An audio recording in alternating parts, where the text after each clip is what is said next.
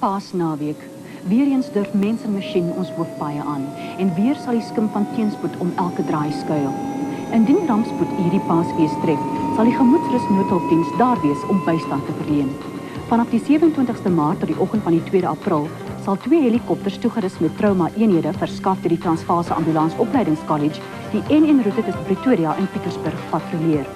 Op die grond sal 4 AA patrollevoertuie 'n noodhersteldiens verskaf.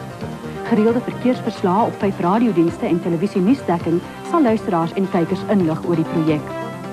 Tydens hierdie Paasnaweek beloof TV2, TV3 en TV4, Caltex, Black Like Me en die AA om bankvas by u te staan as dit by veiligheid op ons paaie kom.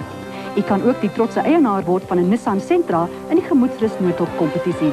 Verkry die inskrywingsvorm nou by u naaste Caltex dienstasie. Aan al ons padverbruikers daar buite wens ons 'n veilige en geseënde Paasfees toe.